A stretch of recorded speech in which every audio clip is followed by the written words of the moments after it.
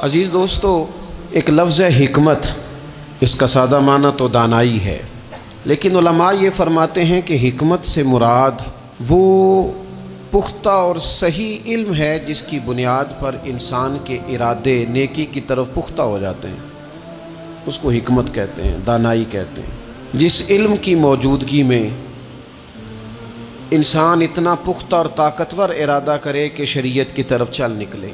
حکمت بہت بڑی نعمت ہے، اتنی بڑی نعمت ہے کہ وہ قرآن مجید جو کل دنیا کو کلیل فرماتا ہے، وہ قرآن مجید کہتا ہے کہ یؤتی الحکمت من یشاء، اللہ جسے چاہتا ہے حکمت عطا کرتا ہے، اور فرمایا ومن یؤت الحکمت فقد اوتی خیرا کثیرا، جسے اس نے حکمت عطا کی اسے خیر کثیر عطا فرما دی۔ جو دانا لوگ ہیں، جو حکمت والے لوگ ہیں، جن کا علم پختہ ہے، جنہوں نے کتاب و سنت کو پورا پڑھ کے پھر نظریات کو اتنا پکا کر لیا ہے کہ انہیں اللہ نے انشراح صدر عطا فرمایا ہے، اور ان کی جو گفتگو ہے، ان کا جو لہجہ ہے، ان کا جو انداز ہے، وہ اس طرح کا نہیں ہے کہ وہ کوئی بات انہوں نے سنی ہے تو وہ کانوں کے کچے ہیں تو اسی جذباتی بات کو لے کے وہ آگے نکل کھڑے ہوئے ہیں، بلکہ انہوں نے اچھی طرح دودھ رڑکا ہے، اور اس میں سے انہوں نے مکھن کو اس طرح ٹٹولا ہے کہ انہوں نے وہ لسی شسی ساری پیچھے چھوڑ دی ہے، خالص چیز نکال کے لوگوں کے سامنے پیش کی ہے۔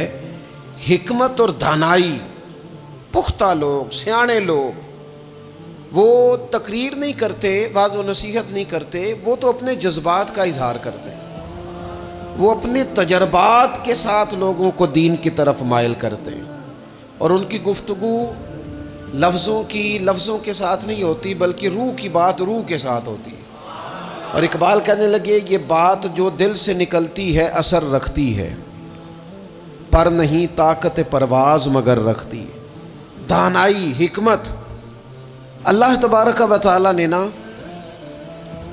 ہمیں وہ رسول عطا فرمائے ہیں جو دنیا میں ہمیں صرف کتاب نہیں سکھائیں گے بلکہ یعلمکم الکتاب والحکمہ۔ اللہ فرماتے ہیں محبوب تمہیں کتاب بھی سکھائیں گے اور حکمت بھی سکھائیں گے۔ جو پتھروں اور پہاڑوں میں رہنے والے تھے اتنے سخت ہو گئے تھے کہ بیٹی کو زندہ دفن کرتے بھی ان کی طبیعتیں نرم نہیں ہوا کرتی تھیں، جو لوگ کھڑے کھڑے اونٹوں کا خون نکال کے پی جایا کرتے تھے، انہیں کسی پر رحم اور ترس نہیں آتا تھا، محبوب پاک صلی اللہ تعالیٰ علیہ وسلم نے اس حکمت سے انہیں قرآن سکھایا۔ پھر کوئی کتا پیاسا نہ رہ جائے، یہ درد بھی اللہ نے ان کے سینے میں پیدا فرما دی۔ دانائی حضور نے اپنی امت کو دی، حکمت دی، علم دیا، بردباری دی، عطا کی۔ آج ہمارا یہ مسئلہ ہے کہ بہت سارے لوگ ایسے ہیں جو بعض چیزوں کا فہم بھی رکھ لیتے ہیں، علم بھی حاصل کر لیتے ہیں، وہ کسی جگہ سے کچھ معلومات بھی حاصل کر لیتے ہیں، کچھ تھوڑا بہت پڑھنا لکھنا جان جاتے ہیں، لیکن دانائی نہیں سمجھتے۔ علم بغیر حکمت کے نفع نہیں دیتا، معلومات بغیر دانائی کے کسی کا بھلا نہیں کر سکتی۔ آپ کے پاس الفاظ کا ذخیرہ تو ہے، لیکن وہ الفاظ اتنا اثر نہیں رکھتے کہ کسی کے دل تک جا سکیں۔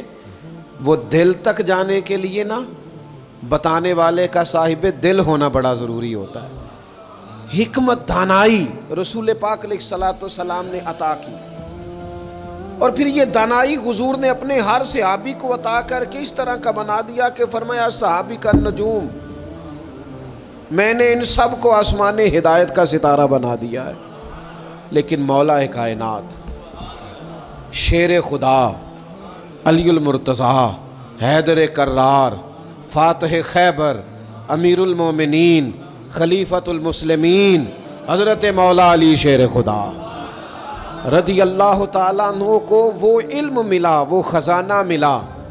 ایک تو وہ حدیث ہے کہ حضور فرماتے ہیں میں علم کا شہر ہوں، اور علی اس کا دروازہ ہے۔ اور ایک ترمذی میں حدیث یوں بھی موجود ہے، حضور فرماتے ہیں میں حکمت کا گھر ہوں، وہاں شہر کہا، یہاں گھر کہا، فرمایا میں حکمت کا گھر ہوں، علی اس کا دروازہ ہے۔ حکمت اور دانائی کا گھر ہے، ایک گھر، علی اس کا دروازہ ہے۔ نبی اکرم نور مجسم شفیع معظم صلی اللہ تعالی علیہ وآلہ وسلم کے علوم سے جو حصہ حضرت مولا علی شیر خدا کرم اللہ تعالی وجہہ الکریم نے حاصل کیا، صحابہ فرماتے ہیں 70 کے قریب وصیتیں کی ہیں نبی پاک نے مولا علی شیر خدا کو، اور وہ ایسی خاص باتیں ہیں جو صرف مولا علی جانتے ہیں۔ انہی کا خاصہ ہے جو رسول پاک نے ان کے ساتھ فرمائی، وہ انہی کا خاصہ ہے۔ آپ اتنی بڑی تعداد میں اعتکاف میں بیٹھے ہیں، اللہ کا گھر ہے، پاکیزہ ماحول ہے، تزکیہ اور تصفیہ کے دن بیت رہے ہیں، شب بیداریاں ہیں، دعائیں ہیں۔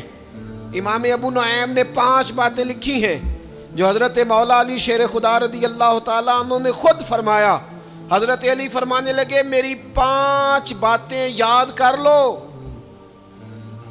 اور فرمانے لگے اونٹوں پر بیٹھ کر تلاش کرنے نکلو گے تو یہ باتیں تمہیں ملیں گی کہیں بھی نہیں، لے لو ہم سے، حاصل کر لو، یہ فیض ہے۔ فرمایا ڈھونڈنے نکلو گے نہ ڈھونڈنے تو تمہیں یہ ملیں گی، ڈھونڈنے سے نہیں چیزیں ملیں گی۔ فرمانے لگے 5 باتیں لے لو یار حضرت شیر خدا کی 5 باتیں، آج اس کو سبق کے طور پر رٹا لگا لو، اسے یاد کر لو، دل میں بٹھا لو۔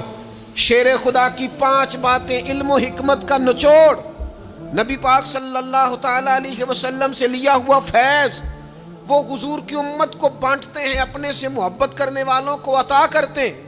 حضرت مولا علی شیر خدا فرمانے لگے 5 باتیں لے لو، تم اونٹوں پر بیٹھ کے نکلو گے تو تھک جاؤ گے، لیکن یہ باتیں تمہیں کہیں نہ ملیں گی۔ حضرت علی باتیں بیان کرتے ہیں، فرماتے ہیں پہلی بات یہ یاد رکھنا، بندے کو امید صرف اپنے رب سے رکھنی چاہیے۔ جیت جاؤ گے دوستو دنیا میں اگر یہ بات آ گئی تو، بچ جاؤ گے، دل ٹھنڈا رہے گا، بے قراریاں، بے چینیاں، پریشانیاں جان چھوڑ جائیں گی۔ امید صرف اپنے رب سے رکھو۔ حضرت مولا علی شیر خدا رضی اللہ تعالیٰ عنہ دوسری بات بیان کرتے ہیں، فرماتے ہیں اپنے گناہوں سے ڈرا کرو۔ تم غریب ہونے سے ڈرتے ہو، تم تنگ دستی سے ڈرتے ہو، تم لوگوں کی دشمنی سے ڈرتے ہو، اپنے گناہوں سے ڈرو، کہیں ایسا نہ ہو کہ تمہاری نافرمانیاں رب کی ناراضگی کا سبب بن جائیں۔ اپنے گناہوں سے ڈرو۔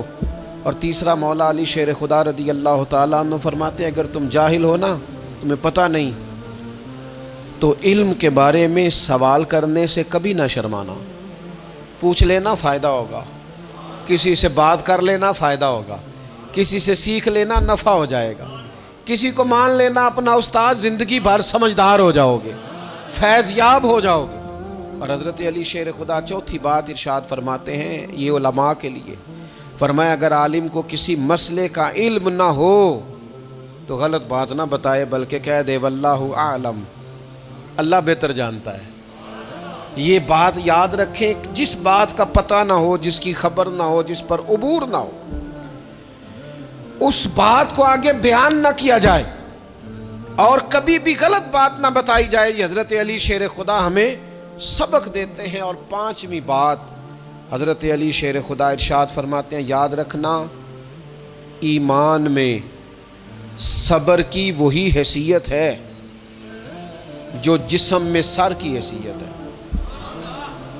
اپنی زندگی صبر کے ساتھ گزارنا، زندگی میں کبھی بے صبرے نہ ہونا، حوصلہ نہ چھوڑ جانا۔